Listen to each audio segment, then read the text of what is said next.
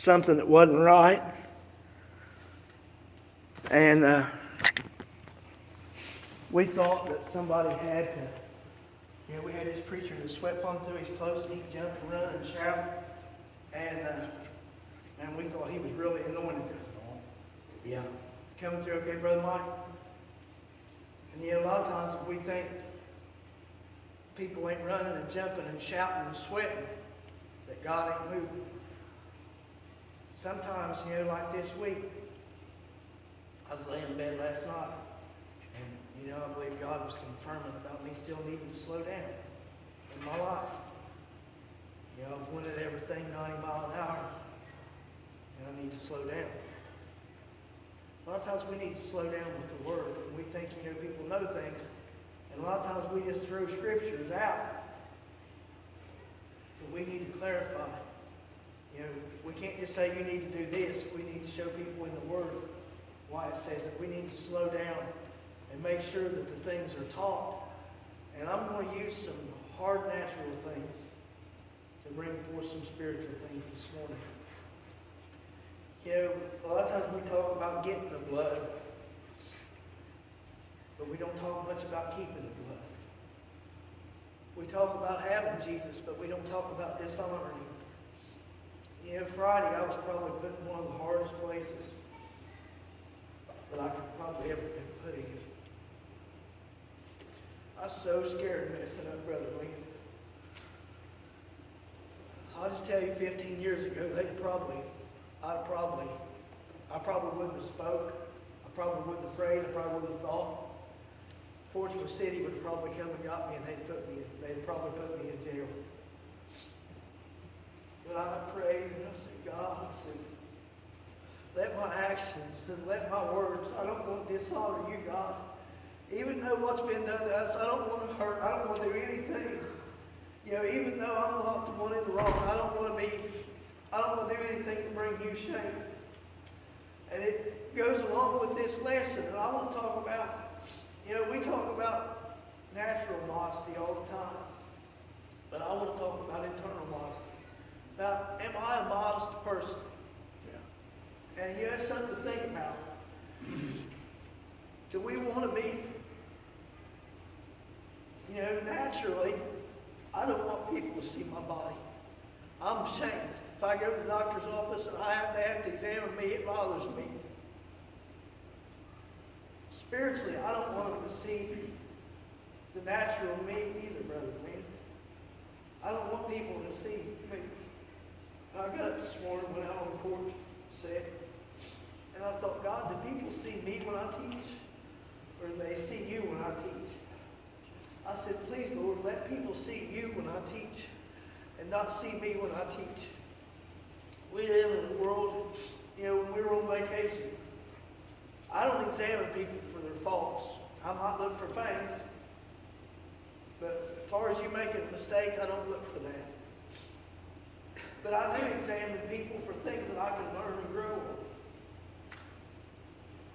And I've seen two types of people. I've seen what used to be considered God's chosen people. I've seen some old-fashioned Orthodox Jews. And then I've seen some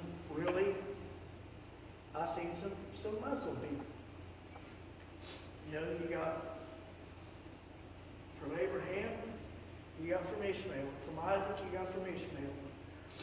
And I looked, and the Orthodox Jews are very, very, very modest people. Very modest people. And I believe something Brother Glenn said, I'd harp on somebody if they didn't believe like I did. But I leaned over to him, Brother Glenn, and I know they don't believe like I do, but I said, sir, I just want to let you know, I said, I appreciate your family's modesty. I said, it's not something that we see nowadays. He said, you're right. And I forgot about it after that. And we went on, and Brandy said she noticed him watching her, watching to see. It's like, these people ain't Jews, but they're dressing like we do. And it may have got him thinking. And I believe, somebody may not be in the truth, But if you see them doing something good, encourage them doing something good. Maybe that'll bring them forth to do something else. Amen. But you know, there's a natural Jew. God's church is a spiritual Jew. We've been drafted in. And you know, the outside modesty is something that's, it's just went away. But the spiritual modesty, the inside modesty has went away too. It's went away. People don't care if they bring shame, if their nakedness is revealed, if that Adam nature is revealed anymore before people. They don't care. They don't care. You go around, people do this, people do that. People don't care. The words, I'm sorry, people don't say them no more, Brother Don. No. People don't care about bringing shame no more. All they worry about is going down in the water and touching the blood and getting the Holy Ghost and speaking in tongues. That's all they worry about. But, brother, they don't worry about if they offend their brother. They don't worry about if they offend their sister. They don't worry about what they do. You know, them people wasn't in the truth that I ran into Friday. And I'll tell you what, they hurt us. They hurt us bad. And you know, Brandy broke down in the office and started bawling. They hurt us so bad. It's been several months. And I tell you what, it's hard to watch your wife. Somebody, it don't really bother me what people say about me anymore. I'm kind of calloused. It does a little bit. I don't want to say it don't, but not much. But I didn't want to bring God shame. And used to, before God brought me in and He started teaching me, I'd just fly off the handle and I'd just let you know what I thought about it. When you let people know what you think about it, guess what? You're uncovering your nakedness. You're bringing out the old Adam nature. People aren't seeing Christ. You're glorying in your flesh. You're letting your flesh be seen. You're not letting Christ be seen. This old man needs to be put under subjection. Paul said, if I forgave any, did Paul say, man, I'm a good apostle? Did he say, I can forgive, I can love, I can do this? No, he said, if I forgave any, I forgave through the person of Christ. Why was I begging? I wasn't just praying, Brother Glenn. I was begging. Why was I begging? Because I know there's some things in myself that I need God's help to do. I can't do on my own. And that was one of them, and He helped me through. And I addressed the person, but I prayed before I done it, and I done it in love. And I didn't do it in anger. But Paul said, but I keep under my body and bring it under subjection, lest that any by any means, when I have preached to others, that I should be cast away. People don't worry about falling away anymore. People think, well, I'm speaking in tongues. So what? You just got started. You just got started. That'd be like me on my way to Florida and getting in Kentucky and going, woohoo! I'm in Kentucky. I just got started. I've still got a long journey left ahead. And that's how people are today. They get excited because they got started. Well, let's finish. Let's finish. Are we worried about falling away? The Bible says it's the little foxes that spoil the vine. So are we worried about the little things? Are we searching out the little things? Or are we just being content? We don't act like the world. We don't dress like the world. We get content. We think because we got more than somebody else that we're going to make it. Just because you got more than somebody in a false religion, don't mean you're going to make it. Don't mean you're going to make it. I learned something from that family, that Greek Orthodox family, Jewish family. I learned something from them. And I went home and studied while they done it. And it showed me a scripture that I had seen. And God showed me why I was supposed to be doing it. Why I needed to be bringing it into my home. Here they don't have the Holy Ghost. They don't have the promise. But we can look back and we can learn from people, Brother William. And I seen while they were doing something, it took me to the book of Isaiah. I learned something. But yet then I learned something from the other side. You got people that want to press things on the women. Here you got them Muslim women, they're dressed, they're covered about as covered as you could cover them. And then here the man is, he's in big flashy name brand clothes. Ain't got a lot of clothes on. Flashy stuff all over him, all decorated up. But yet the women ain't allowed to do that. The men want to oppress the women, but they want to exalt themselves. I tell you what, what's good for the goose is good for the gander. And you know, you look around and you see things, people, and I'm going to use it natural. You know, sometimes I told Randy, I said, sometimes it would look and do me good to say, whatever I'm showing, would I be comfortable with you showing that? Or with you as my wife, you look at me and say, would I be comfortable for my husband to reveal this much? Would it be modest? If it's modest, not modest for the woman to reveal that much, would it be modest for me to do it? Or if it's not modest for the man? Now look at how people act. If you see other people acting in certain ways, is it right for you to do it? You say it's easy to see how other people act. It's easy to see how other people do things. But are we truly seeing how we do things? Do we really have a care in our heart whether we even offend somebody that's not in a false church? Do we? Or are we just going through the motions? Are we just rejoicing because I got mine, you get yours? Really? You're going to miss the ship. You're going to miss the ship. If you're rejoicing that you got yours and saying let somebody else get yours, you're going to miss the ship. You better get back in the boat because you're stepping out of line. Like me and Brandon was talking about something this morning, and I said, that's riding the fence. It's riding the fence.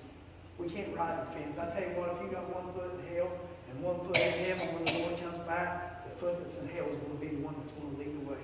Because we're going to have to come out. We're going to have to come out. We're going to have to be a change in our life. There needs to be a concern. In 1 Timothy chapter 2, 8 through 10, and it's just three scriptures. And then I'll get into some definitions. It says, I will therefore that men pray everywhere, lifting up holy hands without wrath and doubting. Now, these next words are important. It says, in like manner. In like manner. That means what's good for the old goose is good for the gander. It says, and I'm not going to spend a lot of time on natural because I want to get on the spiritual. In like manner, that women adorn themselves in modest apparel, with shamefacedness and sobriety, not with broided hair or gold or pearls or costly array, but which become women professing godliness and good works. You see, people want to be noticed on the outside. They do all these things and decorate themselves so people will notice them on the outside. But are we decorating the inward man? You know, I believe God's making a point here. He's saying, you know, these people don't do these things, but which becometh women professing godliness with good works. This inward person is who we need to work on. You know, I believe in being clean. I believe in being covered. I believe we can also dress so fancy that we can be immodest. We can be so, you know, set a precedence that we're uppity and, you know, you got to wear this, you got to wear that, you know, fancy-wise. But I believe we need to be clean, covered, and, you know, I believe we ought to wear our best, you know, when we come in church. I ain't saying go buy an Armani suit. I'm saying, you know, we ought to be clean and covered when we come in here. Not trying to be seen, like the old joke my dad tells. Did you see what Sister so-and-so was wearing? Well, did you see Brother so-and-so's shoes? No, I didn't. She said, well, what'd you even go to church for then? You know, it's not about coming to church to see what people are wearing or being seen of people for what you're wearing. You know, I'll be honest. I feel uncomfortable. You know, I wear them in a special service and I every now and then I get them out, but I feel uncomfortable in a suit. Because when people say you look nice today, I feel like I'm drawing attention to myself, and I don't want to. I don't want to. And you know, I know nobody means to make you feel that way, but in my heart, that's the way I feel. When I wear it, I feel like, you know, that it draws attention to me, and I don't want to draw attention to me. I want to draw attention to Christ. You know, I used to have a preacher, he'd tell me, I won't wear a shirt when I'm preaching because it takes the focus off the Word. And it puts it on me. But you know, if it takes the focus off the Word when you're preaching, it ought to take the focus off the Word when you're walking down the street too. You know, it's the same all around. We don't just come to church and be one way at church. You know, if it's wrong at church, it's wrong in the world. But to adorn is to deck out, to beautify, to dress, to set off, to excel, to furnish yourself. External ornaments. A bride adorns herself with jewels. Now, on the inward person, are we being shamefaced? You know, a lot of times we decorate ourselves. Well, I tell you, I do this, and I do that, and I do this, and I don't do that. I tell you what, I think they ought to. You know, you're decorating yourself up just like you're inside, you're puffing yourself up. But we need to be humbled down. We need to be covered. You know, there was it Shem? Noah's son. When the nakedness was revealed, there was a curse put on him. You know, we need to keep the Adam nature covered up. And I tell you what, when you cover something up, it'll start to smother it. And as it starts to smother, it'll weaken and weaken and weaken. And one day it'll die. But we've got to keep it covered. We've got to have a change about us. You know, we're so apt to point out things about everybody else. We got to get our own life right. Because I tell you what, if we don't get right, I tell you what, I was questioning myself last night, examining myself. I need to move up. I need to be more meek. I need to keep old Adam nature, Brother Don, under subjection even more. I tell you what, because if you ain't watching, when somebody gets up on your bumper, ooh, here comes old Adam. Somebody cuts you off, here comes old Adam. I tell you what, it seems like I've come into more reckless drivers here in the last 2 weeks. Back home here, you know, people shoving me out of the way. I've come in, you got to watch. We've got to keep Adam held under subjection. And I tell you what, so many people dress so they can be seen, and they put things on so they can be seen, so people can tell what they got. I tell you what, that's the same way a lot of people are spiritually.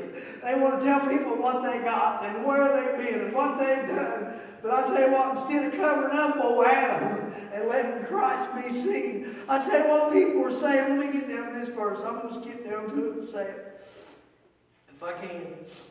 It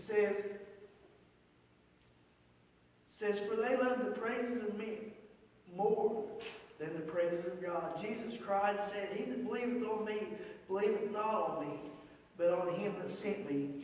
And he that seeth me, seeth him that sent me. Okay, Jesus was in the flesh.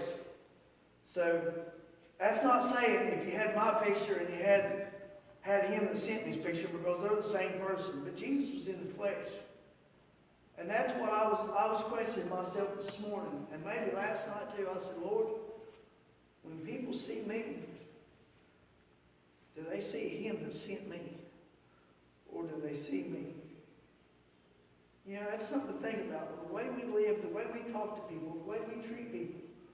Are they seeing Christ? Or are they seeing old Jeremy? Old Jeremy ought to be Brother Jeremy, and he ought to be showing forth Christ. It's something we're going to have to all work on. Because just as Jesus is coming as a thief in the night, you don't know when. You don't know when the devil's coming either. You don't know. I didn't know I was going to run in to them people Friday. We've got to be ready. You don't know when the devil's coming. You don't know when the devil, he's always around, but you don't know when he's going to rear his head up and try to tempt you, try to provoke you, try to get you to show up and try to make you fail, try to make Christ look bad. We've got to be ready. We've got to keep our inner man under subjection. And I tell you what, we need to do more fasting than what we do. And I'm speaking for myself. You know, we need to tell our flesh, no. And get it under subjection. Because I tell you what, a lot of times seems like we draw, and I'm speaking for myself, it's like we draw up a storybook religion. We're just, you know, you did this, you got it. But it's not, it's a battle, it's a journey all the way through. Satan hates you, and he hates me, and he wants us to fall. And we're going to have to let God fight our battle. You know, we're going to have to get in. People says, I can't remember what the thing was, but it says in Matthew, it says chapter 24, verses 39 through 41, it says, and knew not until the flood came, and took them all away. So shall the Son of Man be. Then there shall be two in the field, the one shall be taken, and the other left. Two women shall be grinding at the mill, the one shall be taken, and the other left. And we was out there before we heard a message preached, and they brought up two mechanics, and said one of them's going to be taken, one of them's going to be left. That's not what that's talking about. That's talking about your Adam nature and the nature of Christ that we're supposed to put on. That's the natural man and the spiritual man. Just a question, how many of us think how much more time we spent getting Adam ready this morning than we did getting prepared, making sure our hair was perfect and making sure we was dressed right. I'm not saying come to work looking like a hairdo like an animal, from Muppets. But how many of us put more attention into how we look to be seen of by man naturally than how much we do to be seen of by Christ, people to see Christ in us? Mm-hmm. We prepare so much so when we come in here there ain't a hair out of place, which I try to fix mine after Brother Ben mentioned being the ambassador of Christ. I try to keep trimmed up. But how much more do we worry about how people look at us? And I don't want them to think I look bad. It's like, as long as your husband or your wife's happy, I care less if anybody thinks I'm handsome. As long as my wife's happy, I'm happy. But who do we spend more time decorating? Do we spend more time decorating on Adam, or do we spend more time with putting on more of Christ's nature? Brother Glenn, I asked him something. He said something about the fruit of the Spirit, and that's what I want to get on. With God's help, it says, and why would we worry so much about the one that's going to get left behind? Don't we think we ought to get the one ready? If Caden and Keenan are both at my house and my dad's coming to get Caden for a week, why would I pack Keenan? Something to think about, ain't it? Why would I have Keenan ready, the one that's not going, but not the one that's going? If we're not careful, we worry so much about Adam that the one that's supposed to be going up ain't going to make it up, and they both going to be left behind. It's going to be not that we're not going to make it. It says Romans chapter 2, verses 28 through 29. It says, "For he is not a Jew, which is one outwardly, neither is that of the circumcision, which is outward in the flesh. But he is a Jew, which is one inwardly, and circumcision is that of the heart, in the spirit, and not of the letter, whose praise is not of men, but of God." See, we were drafted in, we're a spiritual Jew. And that's what we've got to work on. A lot of things in the Bible about how to dress wasn't listed, because pretty much everybody dressed the same way back then. People knew how to dress. That's like 50 years ago, if I'd have went down, the iron without my shirt on, people would have been like, who's this new heathen that come into town? But now these things are accepted. But back then, all these people were pretty much the same. And it was a really odd thing if somebody was different. But we've got to work on the inward man. And I tell you what, when the inward man is right, he'll manifest and make a change on the outward. I know you all may think it's stupid, but I don't wear my hat no more. Because I felt like every time I put it on, I felt like I thought that I looked better when I wore my hat. And it's like I kept catching myself. I'd be putting that hat on. I thought, I have my old bald head shining. I would put my hat on that way I don't look so bad. So I don't wear my hat anymore, Brother Don. And I ain't saying you can't wear a hat. That's not what I'm saying. I'm saying that, it bothered me that was in my mind that I looked better with my hat on than it did with my hat off. So I don't wear my hat no more, Brother Don. I just let my old bald head shine. And we got to not worry about what people think about the natural man. Worry about what they think about the spiritual man. I tell you what, the spiritual man will take care of. When the spiritual man's right in the sight of God, he'll take care of everything else. I tell you what, he'll dig out everything that ain't right. And I tell you what, you're either going to get on the bus, Brother Don, or you're going to get left behind. Because when it starts digging out, you've got two choices. It's either heaven or hell. And when God's in the inside, He's going to make the changes. And you're either going to have to go with God or you're going to get left behind with the old devil. But modesty is properly restrained by a sense of priority. Restraint is held back. Propriety is suitable appropriateness, consonance with an established principles, rules, or customs, justice, accuracy, conduct in a moral sense.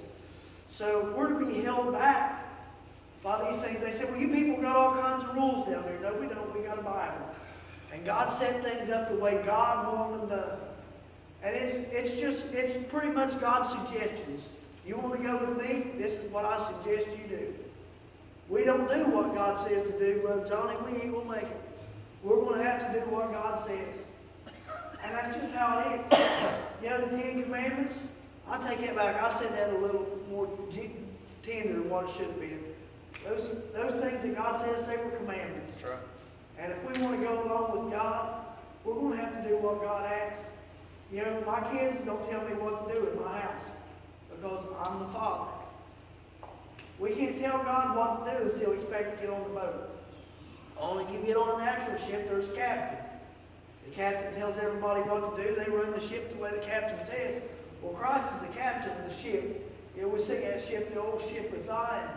He's the captain of the ship, and He's got the rules. But we've got to work on, tell you what, when we work on being modest on the inside, we'll become modest on the outside. The more that we care about causing somebody to lust or something, it'll make a change in our life. It'll make a change in our life. The more that you grow in love and the more that you grow, that you love your brothers and sisters, it'll change your life. You know, I listened to some of these. I seen a video the other day that probably the biggest church in America, and a man stood up and rebuked him. Or a man stood up and started, he didn't rebuke him. He stood up and started preaching about holiness and righteousness and repentance right in the middle of the church. Well, I tell you what, they wasn't much for God moving, so they asked the old boy, they walked him right out. They walked him right out. But see, God didn't put people over people that don't care about people. If people that are standing behind the pulpit don't love the flock, God didn't put them behind the pulpit. Because God put people there that love them enough, Brother Johnny, to do what God says. They're not worried about being popular. They're not worried about fitting in. They just want to please God. You know, I looked at the parking lot this morning, and I got that IBS in my stomach was tore all to pieces. I thought, Lord have mercy, look at what I got to teach on. Look, there's a parking lot full. But it was just the way that everybody was parked. But we need to hold back. We need to be restrained. That Adam nature, he needs to be held back. You know, too many times we give the flesh all that it wants. So it's hard to hold it back because we pamper the flesh. Like I said, we may spend 2 hours getting Adam ready so he look perfect when he comes to church. But we didn't prepare the spiritual man to come. We're worried about how people sees our external image. But yet when they make us mad, we sure ain't worried about firing at them. You know, I've learned that pretty much every situation that I handle, I need to handle with prayer. I can't just go to somebody without praying. A lot of times if you pray, it'll work out before you ever get there. Brother Glenn had something he needed to talk to me about, and he just prayed about it. Guess what happened? I think I ended up calling him and want to talk to him about it. See, a lot of times we'll want to let old Adam lead out instead of letting Christ lead out. It's Adam nature. It's not a modest thing for us to lead out and let the flesh lead us. And let our flesh, actually, when we're letting Adam be exposed, we're letting our flesh be, say, well, we need to cover up, we need to be modest, but we're letting our flesh be seen when the old Adam nature comes out. We need to learn to keep old Adam under subjection. You know, if somebody's done something to you, spend some time praying and fasting before you talk to them. Spend some time praying and fasting before you talk. I don't want to fast. What would you rather do? Hurt somebody's feelings? Make somebody mad? Spend some time, pray. Let God prepare their heart to talk to them before you talk to them. You know, I begged down there Friday. I was so scared. He said, well, you ought not be scared. I tell you what, I'm scared of falling, Brother Johnny, because I know that it was just one sin that took Adam and Eve out. I'm no different than Adam and Eve. I've got to watch and I'm scared. I'm scared to hurt somebody. I'm scared to get up here and teach and hurt somebody and say, you know, we all the time say that if you don't do what the Bible says, you're going to have blood on your hands. I tell you what, if I get in myself and I hurt you, I've got your blood on my hands if I hurt and turn you away. I'm scared. I'm scared when I talk to sinners and I'm going to hurt them and turn them away. I'm scared that I want to have blood on my hands. You know, I learned a lot from watching Brother Bill, watching him speak, watching him handle people.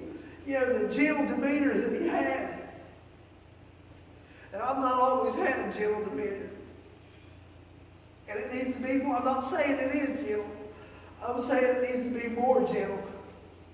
I'm saying I need to be more meek. Brother Johnny mentioned the other night, I need to be more humble. I need to be more kind. I need to be more long-suffering. I tell you what, we need to quit letting our flesh, spiritual flesh, be exposed. I tell you what, we all know how to cover our natural flesh up. It's easy. You can buy clothes and you cover up every inch of your natural flesh. I tell you what, but it's going to take some prayer, and it's going to take some fasting, and it's going to take some submission, submitting ourselves to God. Yes, the devil's fighting. I'm going to resist him, but first you got to submit yourself to God and resist the devil, and he's going to flee. But he ain't going to flee unless you submit, then resist. You can submit and then be entangled with the devil. That ain't going to work. You cannot submit and then just try to resist the devil. That ain't going to work. You got to submit and resist, and then he will flee. But I tell you what, I'm ashamed of who I used to be, Brother Glenn. I'm ashamed of who I used to be. I'm scared of the things that I used to do. I'm scared of the way, ashamed of the way I used to act. I'm ashamed before I come here and God's going to teach me. I'm ashamed of how I sat and got behind the pulpit. I don't know if the right word is mortified, but I said a lot of mean things to people. And I've heard a lot of people. There's probably people who won't step in the church house because of me. But I need to keep my flesh. I tell you what, it's easy. How many of you, somebody said something to you, and here comes old Brother Bud to the scene. We're revealing our flesh, church. It's not our natural flesh, but we're revealing our spiritual flesh. It's not modest. We've got to keep that covered up and under submission. Amen. You know, I tell you what, we think, you know, some of these things seem hard. I seen something out of my wife the other day. And it really, she'd said something, you know, it breaks my heart. She said, but you know, that was your decision. And I just have to trust God and accept your decision on what He lived. And it's like, you know, I thank God, because when we first met, she said, you ain't telling me nothing. You ain't telling. She was a strong-minded, hard-headed. She just like me. And that's why we made such a good match. But you know, if God, that's a miracle. If God can change that demeanor in her, all this other stuff is just a drop in the bucket. We serve a miracle working God. Amen. We believe He can heal our bodies. We believe He can do this, but we need to believe Him to make us better. You know, we seen a church sign the other day, and I'll tell you what, it almost makes you want to get out and just throw up right in the grass right in front of it. It says, done, not do. Jesus said it's finished. Really? Done, not do. What He was talking about was His part. Our part ain't never finished until He calls us back.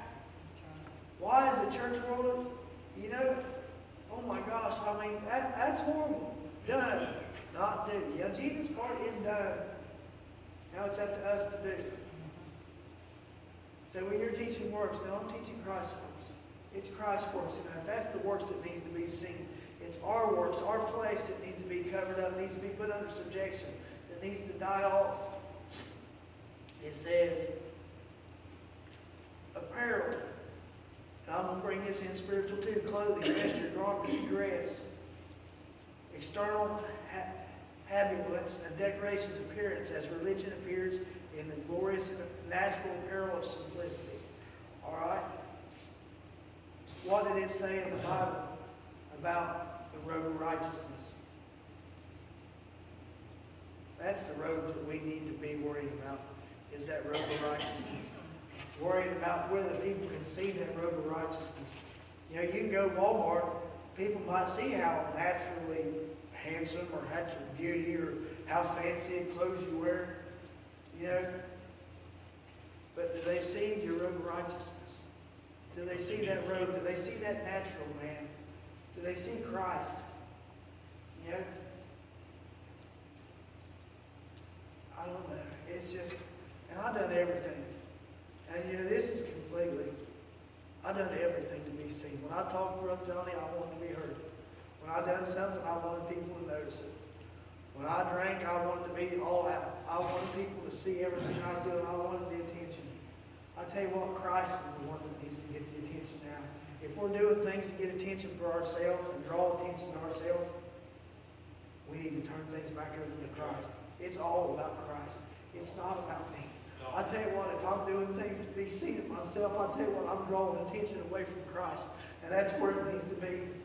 Go ahead, Brother Lee.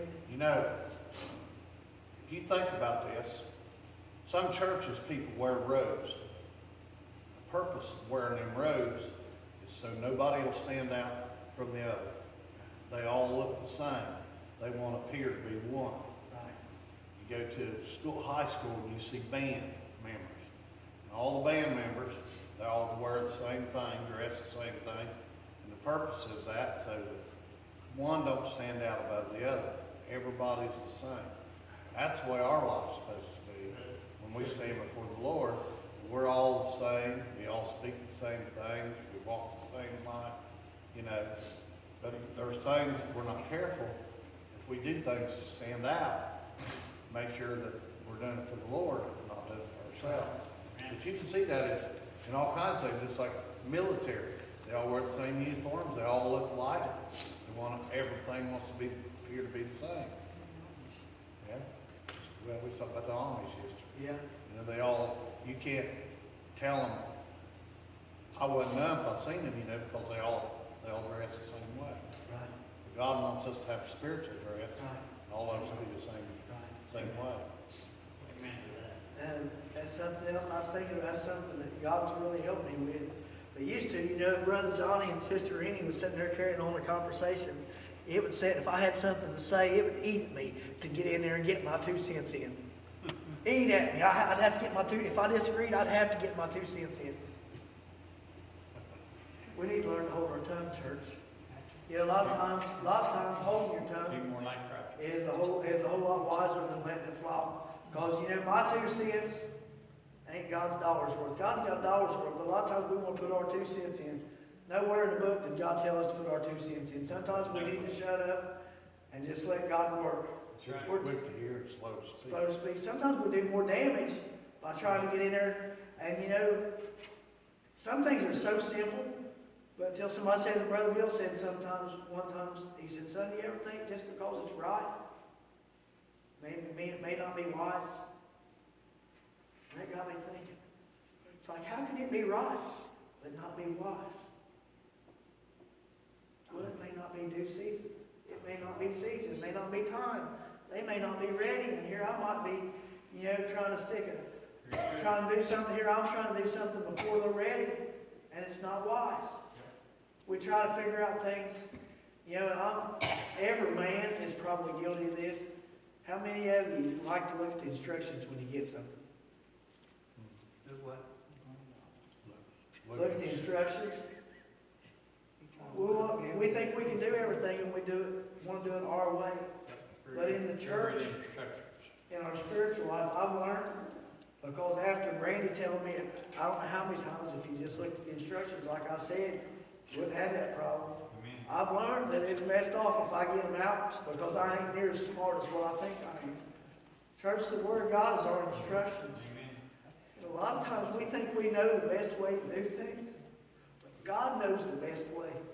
We've got to wait on God, and we've got to keep our old Adam nature under subjection, keep him covered up. Until it says, I'll tell you what I believe, that everything in that book, I believe there's some things in there that I would be uncomfortable speaking to the women about. But I believe everything in here is for edification. But I can't take it and just wait in a conversation to jump in there. That's old Adam jumping in. When God says to move, I want to move. And I want to say, when God says to shut up, I'm going to say, Lord, help me hold my tongue. Because the tongue's a hard thing to hold. It's a hard thing to tame. That's why the evidence of speaking in tongues come with the only thing that only God can tame. That don't mean that's an excuse verse for when we mess up and flap our gums. That's not an excuse verse. That's saying we need God's help. That's something we need to pray about. I need to pray about. Lord, help me to hold my tongue. Lord, help me not to speak out and say something against somebody. That's letting us know that we need help. That's something we need to pray about. Some things we need to beg about. We need to beg about. So it says, oh Lord, just help me. Sometimes we ought to beg. It's like Friday down there. I beg, God, please don't let me fail. Please don't let me get mad. Please don't let me say something that would bring you shame. I was begging, Brother Glenn, because I was scared. I wasn't scared of the people, but I was scared of falling. I was scared of making a mistake. Because, like I said, my mind comes and goes. I forget stuff. I can't remember stuff. But I tell you what, when somebody hurts your wife to the point that she has nightmares and wakes up screaming and crying, that's hard, Brother Johnny. And I was scared not to let go because it's my job to protect my family.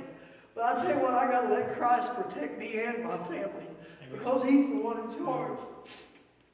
And I was pleased with when I left. I felt like I let God control the situation. But it says, in John 3:1-2 says, there was a man of the Pharisees named Nicodemus, a ruler of the Jews.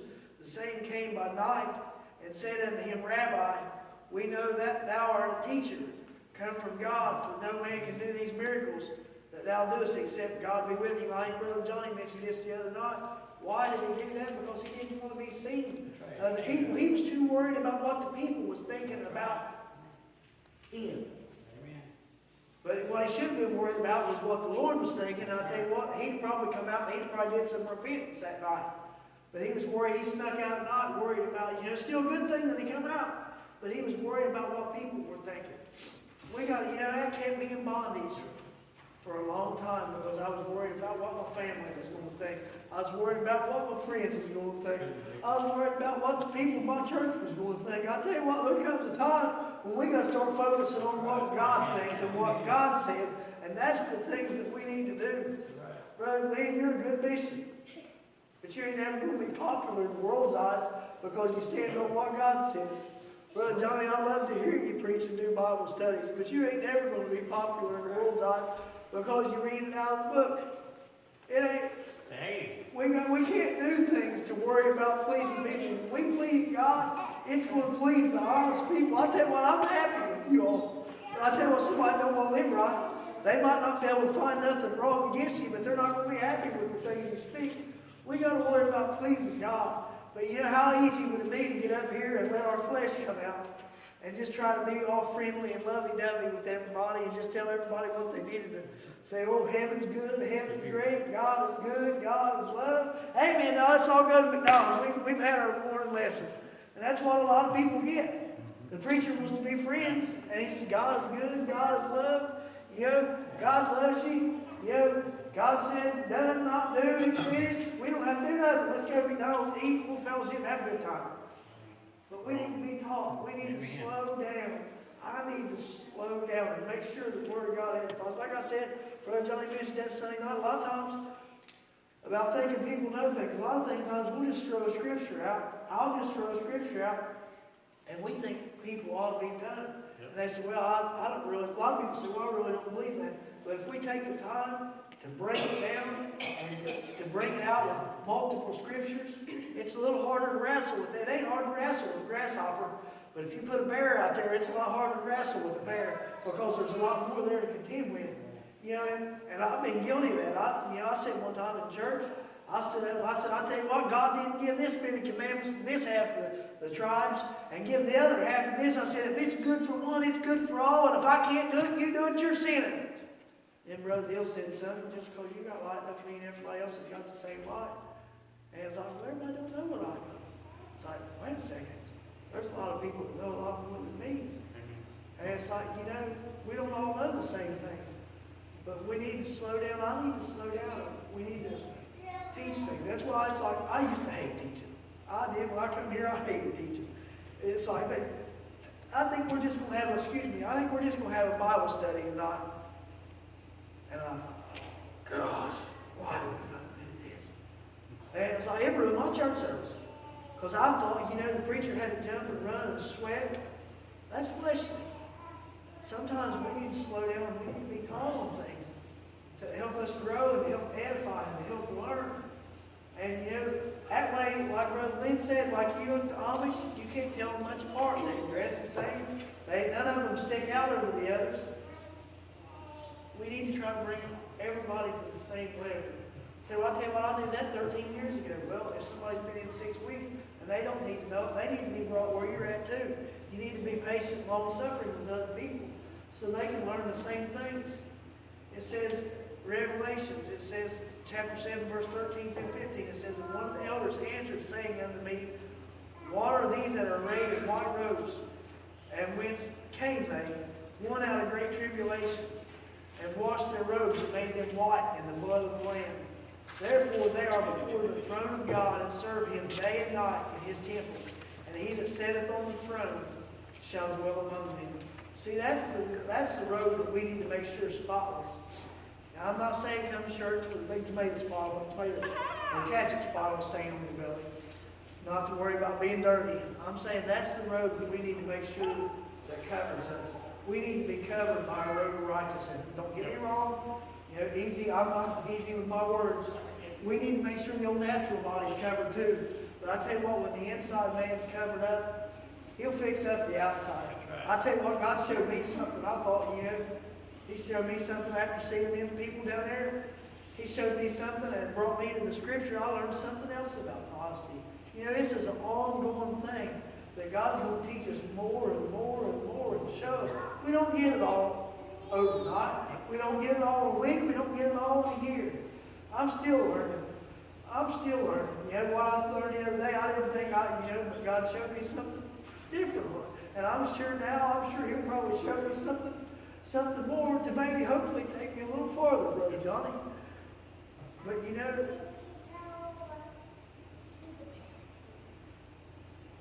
if every inch of your flesh is covered up naturally, but your spiritual flesh is exposed for the world to see, are you going to make it to heaven? We've got to learn to get that spiritual flesh covered too.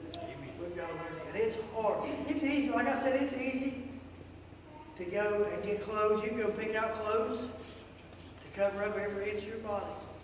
But you can't go pick out what it takes to cover up spiritually. You got to pray for it. You got to fast for it. You got to yearn for it, long for it. You got to desire it. God said He'd give us the desires of our heart. And I'll tell you what, I want to fall short less. I believe I fall short less than when I started. But I still fall short. There's still times, you know, there was people down there that tried to push me out of the way. And I tell you what, I stuck my elbows out like that so they couldn't get by me. I tell you what, that kind of puffy, wasn't it? I thought, you know, I've stood here forever, me and my kids, we're tired. You're not pushing me out of the way. And I just stood and blocked out. That's kind of puffy, ain't it? Shame on me. Shame on me. That's falling short, church. I want to fall short less. Yeah, are people wrong for shoving you out of the way? Yeah. But I didn't want, you know, I shouldn't have done that. But I said, you know, ain't nobody going to push me and my kids out of the way so they can go home quicker when my kids standing here tired. Here, I got a little puffy. You know, that's the guy that I want covered. That's the guy that I want. You know, I don't want you seeing my natural body. I would probably be embarrassed and probably wouldn't be able to walk back and forth in here if you ever see my natural body. I tell you what, I want to have the same shame about me, about my spiritual flesh being seen. You know, making a mistake in here, if we have the same care or that modesty. I don't want Jeremy Klaiber to be seen. I want Jesus Christ to be seen. I tell you what, I need Christ help. Jesus Christ help for that to be done. It's Jesus said in Isaiah chapter 53, verses 1 through 3, and I'm sorry everything was one verse here, two verses here. It says, who has believed our report? And to whom is the arm of the Lord revealed? It said, he shall grow up before him as a tender plant, as a root of dry ground. He hath no form nor comeliness, that when we see him, that when we shall see him, there is no beauty that we should desire him.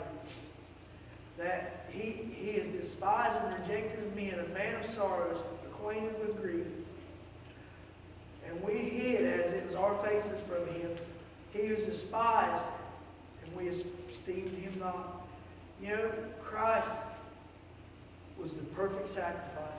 He didn't come down here as some people paint their pictures of him as some big muscular, you know, perfect hair, perfect face, perfect body, and you know, stand there.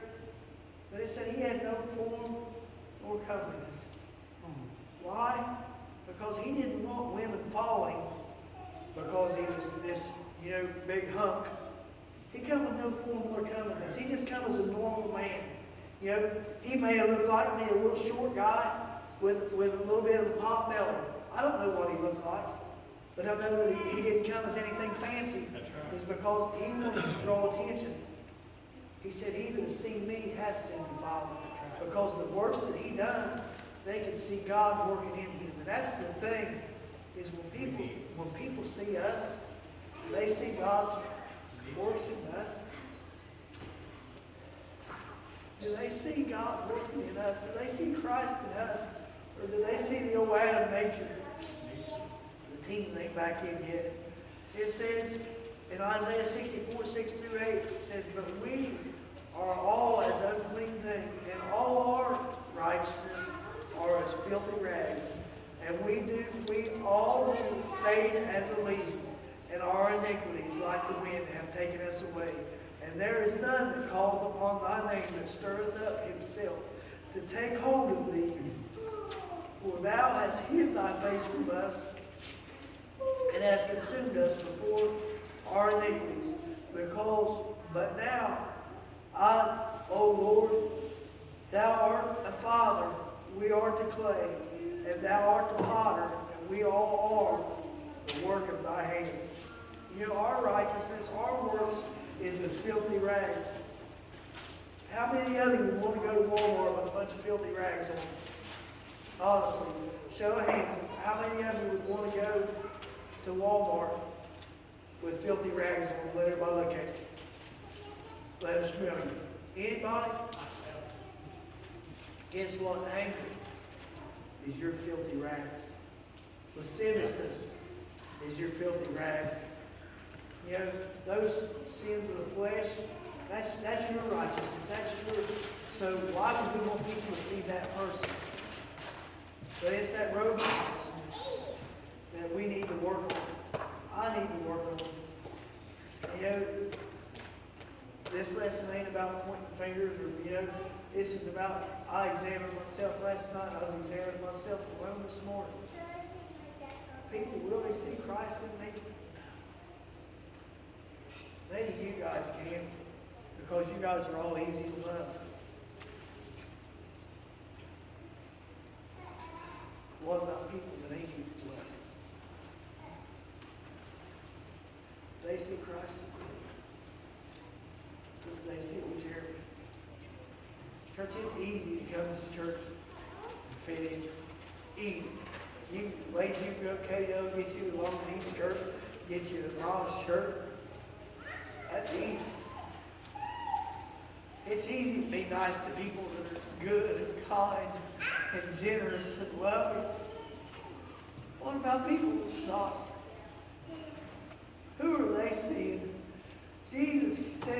and save. It said he came to seek and save that which was lost. So that same spirit that was in him, it's going to have the same love and compassion for everybody. Not just good people, but people that do us wrong, people that hurt our family. We need to get that flesh under subjection so that Christ can be seen. You know, you think of Jesus would have been disobedient. He could have said, he that has seen me has seen the Father. Yeah, he was the Father. But he was the express image, not only his spirit, but his works. What the Father said, and what the Spirit said, the flesh obeyed. And that's what we got to do, is we got to learn to obey. We got to learn to submit ourselves to God. Resist the devil. He'll flee from us. Church, there's a closer walk for each and every one of us. And if you think that there's not for you, I invite you to the altar, and I'll pray with you. Because there is. There's a lot closer walk. I'll put it that way. There's a lot closer walk for all of us. And I'm starting with myself. I'm putting myself right on the front street. We've all got a lot of growing to do. You know, because this world's getting wickeder and wickeder. And you know, we got to grow. It's like getting a pair of pants. You know, that road to righteousness, Brother Johnny, we've got to grow into it. You know, it's like getting a pair of pants that's too big, and you hold them until you grow into them. We got to keep growing until we fit into this thing. And you know, we're never going to stop growing. We've never got to stop. But the thing is, we've got to never stop desiring to grow, to be a different person than what we are, to be a better person, to be more like Christ. You know, I don't want, even to mean people, I don't want to treat mean people bad. I don't want to lose my temper. I don't want to get upset. I don't want to show respect to persons, but it takes prayer to keep that flesh covered up, to keep it hidden. That I will eat there, but and I may go on next week, I don't know. Pray and see what God wants. But just think about it. Am I a modest person on the inside? On the inside. Like I said, you can go, within 15 minutes, you can go to Cato and pick you up an outfit. And you can be modest on the outside. But am I modest on the inside? Anger. Is my anger under subjection? Is my thoughts about people, is it under subjection? Are they covered up, or are they open for all to see to be Christ's open shame? It's something we need to work out. You know, we not only bring shame to ourselves when we make a mistake, but we bring shame to the church. That's why I'm old-fashioned. I believe if you sin against the church, you need to tell the church you're sorry. Not only God, not only the person you done it to, but if you do something to hurt the church, yeah, it might be a little old-fashioned. But I think sometimes old-fashioned things are good, a lot better than these newfangled things that are out. You know, you need to do things the old-fashioned way. I tell you what, if I go out there, Brother Abrams, and I see one of your kids, and I lose my temper with them, I not only bring shame to you and me, I bring shame to the church, and I bring shame to Jesus Christ. And we need to get back to that, where we actually have a concern whether we're bringing shame to Christ or not. Whether we're bringing shame to the church or not. I tell you what, I went in a place one time and I was going into a once a grace, always a grace church, the most loose living church around. And I walked in a place and I tell you, I thought, I said, I had to probably be hid in the back. And it wasn't nothing but it was like walking in shenanigans and sold chicken. And I walked in, Brother Glenn, and I just went. And I mean, I know I hadn't been standing at the counter. And I felt like Brother Johnny when I went back. And the church didn't believe like that. And I mean, it was like completely being in a full-fledged bar. And I stood up and apologized to the whole church. I felt like I needed to. I said, God, if somebody would see me in here with people dancing and hooting and hollering and swinging beers around, I said, I'd never be able to tell anybody about you.